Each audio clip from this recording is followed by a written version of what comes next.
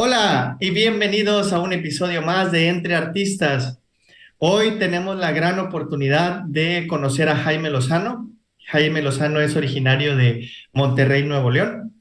Él es compositor, orgullosamente mexicano. Ha estado triunfando mucho allá en la ciudad de Nueva York, que es donde vive.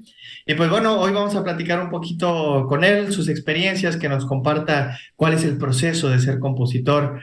¿Qué tal, Jaime? ¿Cómo has estado? Hola Miguel, muy buen día, un placer estar platicando aquí contigo, gracias por la invitación. Sí, el placer es mío. Pues veo que estás haciendo mucho ruido allá en Nueva York. Ya creo, no sé cuántos años ya lleves ahí.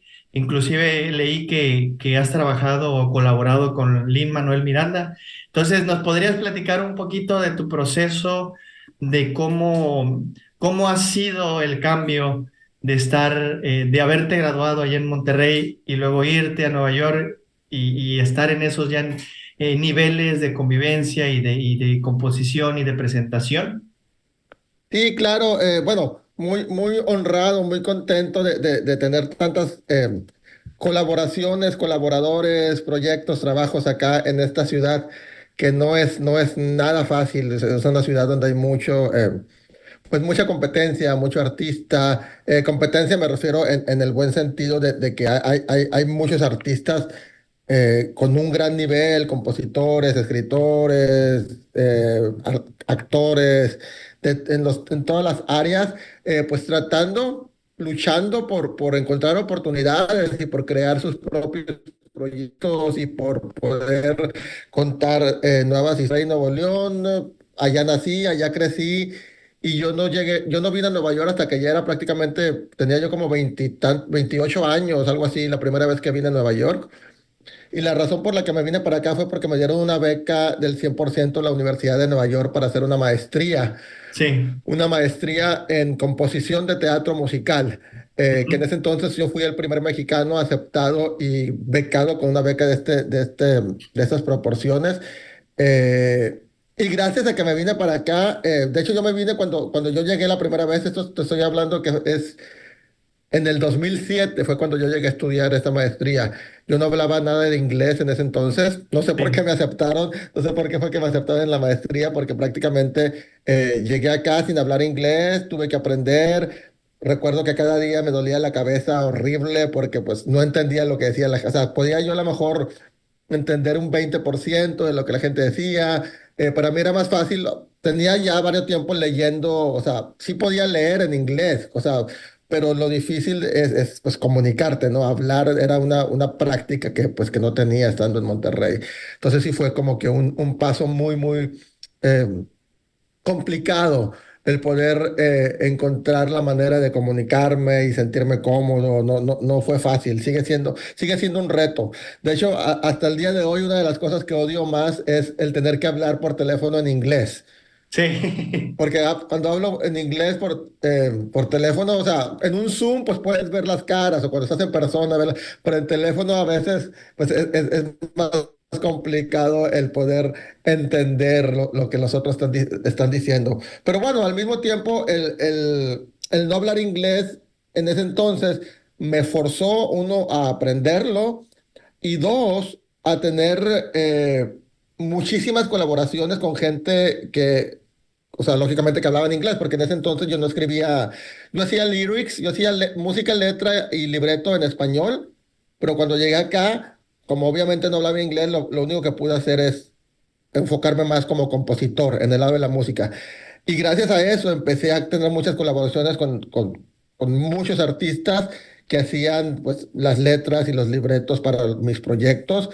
Y gracias a eso he aprendido bastante de una infinidad de artistas con los que he trabajado, de todos, ahora sí que en todo tipo de proyectos, desde musicales, cosas para la pantalla, musicales cortos, producciones de discos.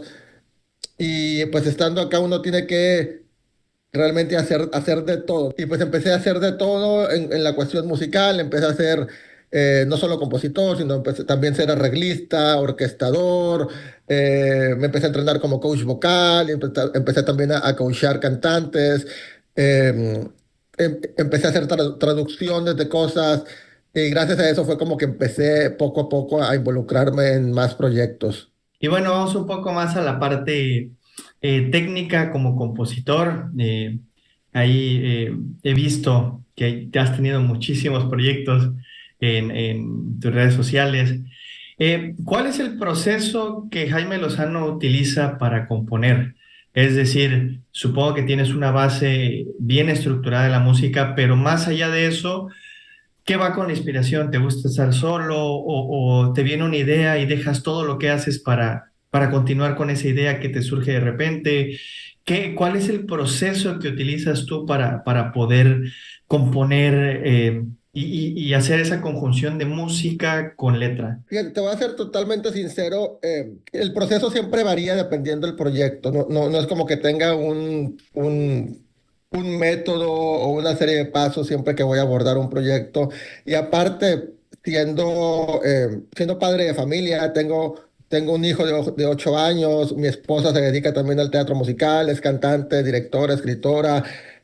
Durante la pandemia, por ejemplo, estábamos encerrados los tres y yo tenía que estar escribiendo cosas y mi hijo Alonso estaba siempre arriba de mí y quería jugar y quería que me fuera con él, que le hiciera caso. Entonces, la verdad es que tuve que aprender a, a componer ahora sí que en cualquier escenario. No Ujú. importa me acuerdo que en la pandemia estaba yo escribiendo una canción y escribía a lo mejor 3, 4 líneas y luego me tenía que ir a jugar con mi hijo, no sé, ahí con los Legos, de lo que sea, y luego me regresaba a escribir el coro, o sea, como que es difícil, y aparte soy una persona que no soy muy, que mi atención es muy dispersa a veces, estoy pensando en muchas cosas, estoy trabajando en muchos proyectos al mismo tiempo. Entonces, yo personalmente no soy una persona que me enfoque solamente en una cosa, sino que, por ejemplo, estoy escribiendo una canción para un proyecto y estoy 15, 20 minutos, media hora, una hora trabajando en eso. Y de repente se me ocurre una idea para el otro proyecto y me voy a la otra canción de otro proyecto y estoy como de ida y vuelta entre distintos proyectos. Hay otros compositores, otros escritores que yo sé que se enfocan y nunca mezclan proyectos, tratan solamente de enfocarse en uno para que luego no se mezclan las ideas o por distintas razones, pero yo soy una persona que mi enfoque es ahora sí que soy muy distraído en ese aspecto. O a veces estoy escribiendo y me paro y empiezo a hacer de comer y al mismo tiempo estoy componiendo y luego me vuelvo a sentar.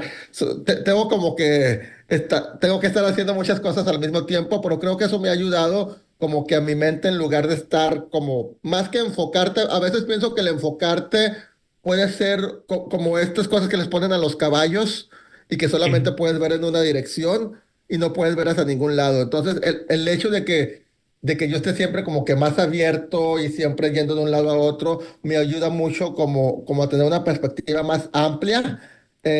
Y sobre todo porque lo que sí es una regla en casi todos mis proyectos es que me tardo mucho en empezar a escribir. ¿Por qué me tardo mucho?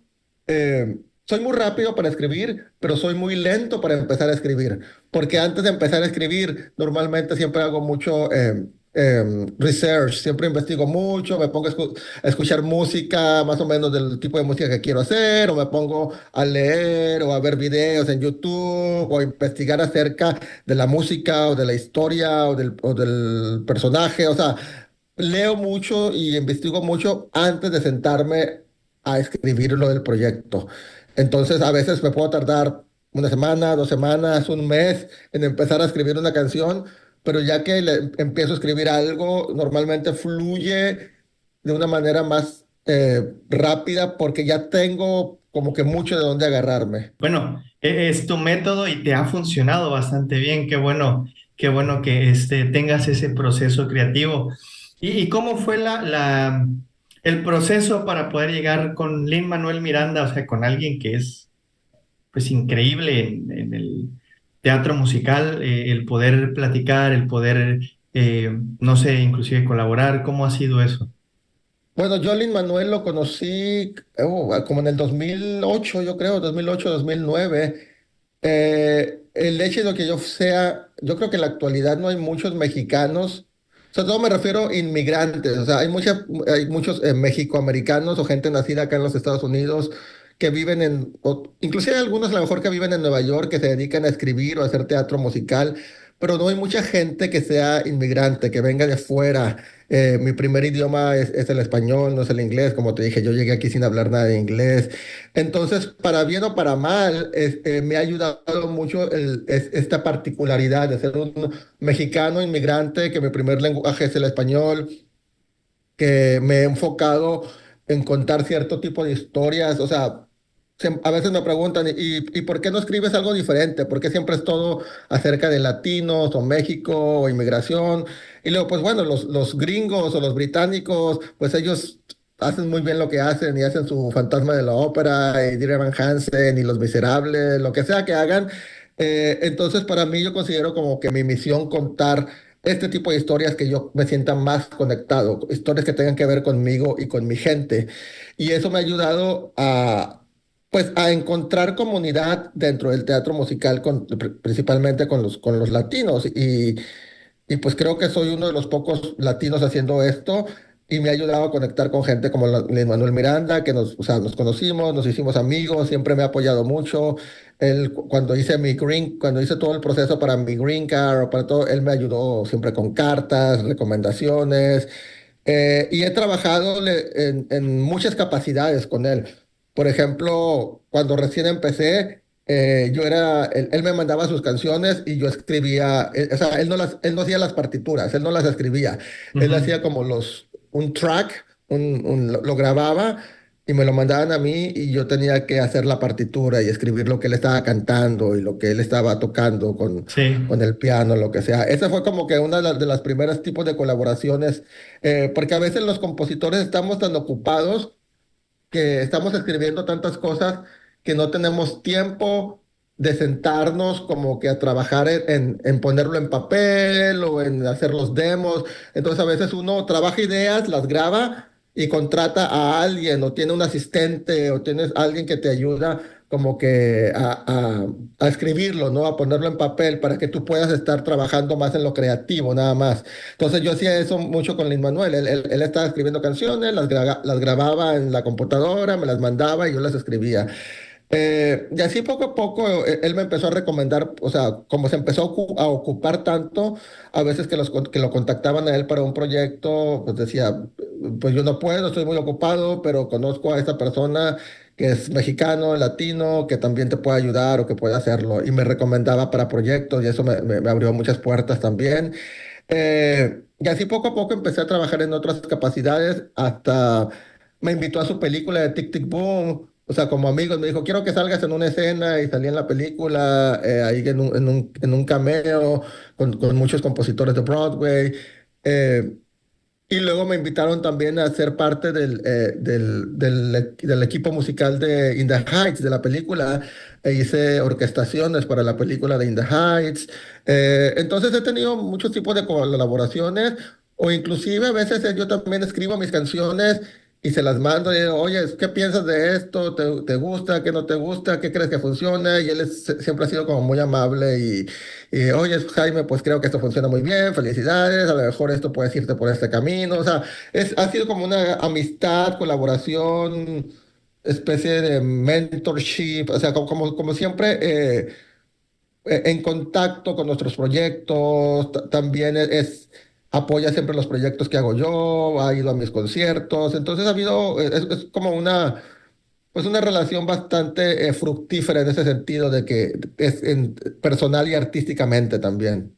Ah, muy bien, ¿no? Pues qué increíble historia traes, Jaime. Y ahora sí, como mexicano, eh, tú, en tu opinión, ¿qué crees que haría falta para que en México tuviéramos un George M. Cohan, tuviéramos un Cole Porter, un Frank Loesser, un Kander Nebb?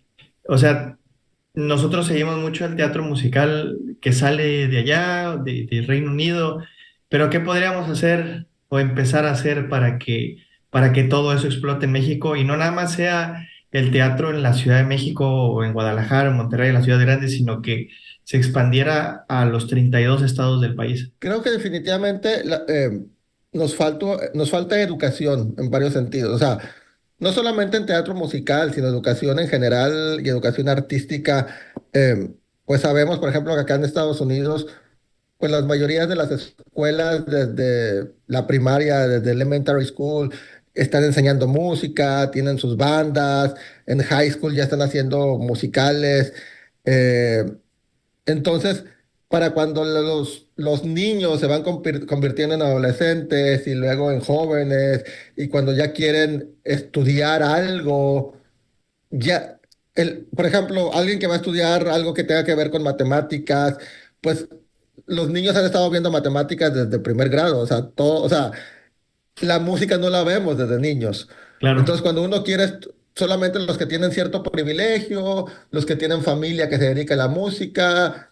Yo, por ejemplo, empecé a estudiar música a los 18, 19 años y nunca antes yo había tocado el piano, cosas así. Yo nunca tuve la oportunidad de aprender desde niño, desde niño, desde niño, desde niño. Entonces, cuando yo empecé a hacer música, yo me di cuenta que estaba en desventaja porque había otros jóvenes inclusive más jóvenes que yo, que ya tenían tocando el piano desde que tenían 5 años, o sea, porque sus sí, familias lo sabían, pero ese no es un común denominador en México, o sea, esa es una minoría.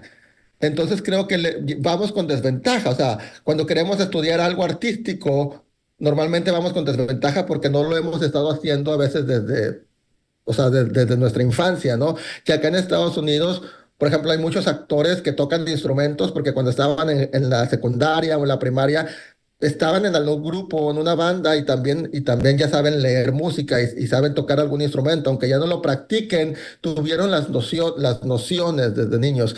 Creo entonces que falta ese tipo de educación artística en las escuelas de una manera más formal, que no se vea solamente como un hobby, sino que se vea también pues como es las matemáticas o la literatura o el civismo, las ciencias sociales, las ciencias naturales, al mismo nivel, que tú puedas de una manera más integral como ser humano alimentarte no solamente del conocimiento científico, del conocimiento literario, sino del conocimiento y de la sensibilidad artística, para no vernos en desventaja cuando llevamos creciendo. Creo que eso es una de las cosas. Y luego, si nos vamos ya más particularmente, pues por supuesto que nos falta conocimiento y educación específicamente en dramaturgia, escritura, teatro musical. Pues no hay escuelas formales allá y las escuelas, si hay una o dos, pues lógicamente estamos en desventaja porque, para ser sinceros, el teatro musical el teatro musical comercial, como se conoce, pues prácticamente se inventó en Estados Unidos. así es.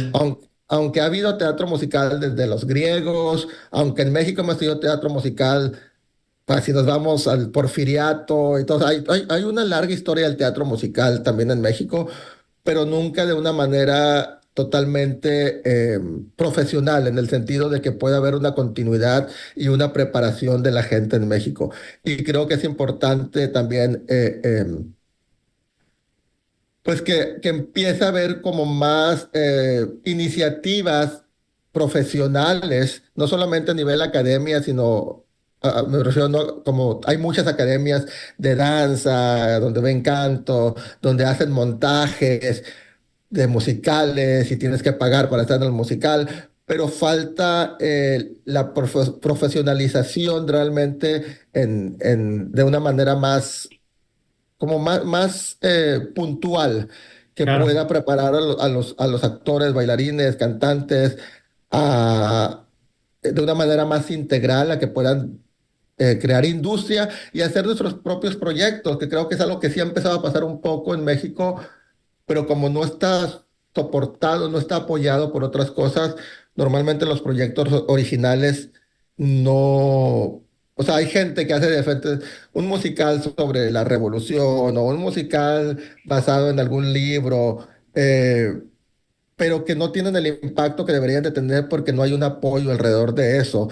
Y aparte no hay los procesos que hay como en Estados Unidos Acá hay mucho lo que le llaman los workshops, los talleres, las lecturas. Un musical tarda 5, 6, 7, 10 años Así para es. llegar a un escenario. Y en México a veces escribimos un musical y lo terminamos y ya lo ponemos en un escenario. O sea, no hay un sistema de poder perfeccionar lo que hacemos, ¿no? De un laboratorio donde probemos Ujú. y poco a poco podamos perfeccionar y reescribir y hacer que nuestras herramientas y las historias sean más claras. Entonces, son como con muchas variables que se han intentado de incorporar en México por por muchas personas, pero no ha habido como que una sinergia para que se cree una industria realmente. Sindicatos, por ejemplo, también acá en Estados Unidos hay sindicato de actores, que creo que en México también hay un sindicato, lógicamente, pero a cuestión del teatro musical no hay el mismo apoyo. Son muchas cosas alrededor del concepto de la industria o del business que se necesitan alinear como para crear pues un negocio, porque definitivamente sí es un arte, pero pues tenemos que vivir de este arte y tiene que ser redituable para todos, no solamente para los productores, sino para los que escriben, los que actúan, los técnicos, y creo que aún falta trabajar para poder poner todos esos elementos juntos. Sí, sí, totalmente de acuerdo y muy bien dicho, Jaime. Creo que no lo pudiste haber explicado mejor. Yo soy de los que profeso mucho y lo digo en muchas entrevistas, que el arte y el deporte hacen mejores sociedades. En mi caso, pues el área del arte, ¿no? ¿Tú piensas lo mismo? ¿Crees que no está relevante? ¿Tú qué piensas acerca de eso? No, definitivamente lo que te mencionaba, que no tenemos esa educación desde niños, no nos inculcan el lado artístico necesariamente. A veces se ve como una clase de relleno, se ve como Ujú. solamente para perder el tiempo, y creo que se le debería de dar más seriedad desde niños. Lo mismo como dices, con el deporte, o sea que a veces es nomás ponte a hacer sentadillas o ponte a hacer lagartijas o darle 3 vueltas a la cancha y esa es la clase de educación física en lugar de realmente de verlo con más seriedad y capacitar a la gente y hacerlo un hábito también, porque el arte podría ser, aunque no te dediques al arte, ya formalmente, profesionalmente, cuando crezcas, el hecho de que te lo inculquen desde niño se crea pues se crea a un ciudadano, se crea a una audiencia más capacitada, con más objetividad, con más crítica para poder ver arte. Y más Entonces creo que es humano importante. también. Exactamente, sí, sí, sí, sí. Más humanismo, sí, totalmente de acuerdo. Yo recuerdo que cuando estaba allá en Nueva York me tocó ir a varias audiciones y recuerdo que en uno de los edificios, ahorita no me acuerdo el nombre del edificio, pero eh, me tocó pasar al lado de los niños que estaban audicionando para la Escuela del Rock, que estaba en Broadway. Ajá, Este, y a mí me impresionó mucho porque eran niños de primaria y yo los escuchaba de la sala de espera y tocaban la guitarra, tocaban la batería, el bajo. Yo decía, Dios mío, ¿qué estoy escuchando? O sea, era algo increíble que niños así de chiquitos ya claro. tuvieran ese desarrollo musical y además, no nada más eso, como dice lo formativo, los niños bien, formados, sin hacer ruido, criaturitas muy profesionales esperando su turno porque no habían papás, habían o sea, los que estaban ahí esperando, los cuidadores, pero a mí me impresionó mucho el nivel de disciplina de esos niños. Y no nada más eran dos o tres, era una fila por lo menos de 15 20 niños audicionando para ellos. Y no logré escuchar a todos porque después me tocó pasar a mí a hacer la audición y ya sabes que uno se tiene que ir. Pero a los que alcancé a escuchar del lado de la pared, a mí me impresionaba las notas, todo lo que tocaban, todo lo que les pedían. Entonces creo que es muy importante eso que dices, darle seriedad desde la educación primaria, si no es que Ah, desde antes, desde el preescolar, enseñarles que el arte es esencial en cualquier ser humano, ¿no? Y bueno, ya pasando a otra etapa. Aquí preguntarte cuántos instrumentos tocas, cuánto tiempo llevas tocando esos instrumentos. ¿Nos puedes platicar un poco de ello? Bueno, toco un poquito o sea, toco piano, guitarra, algunos instrumentos de percusión. No me considero un instrumentista. Yo toco más como para poder componer. Aunque Sí. sí hago mis conciertos acá, donde toco el piano, la guitarra, pero yo diría que mi instrumento principal es precisamente el componer, la escritura. Eso es lo que disfruto. Creo que es lo que mi cerebro funciona de tal manera que me siento muy apasionado de contar historias. Me gusta tocar instrumentos, pero no tengo un entrenamiento tan formal. Digamos que no soy un virtuoso del instrumento necesariamente. Ujú.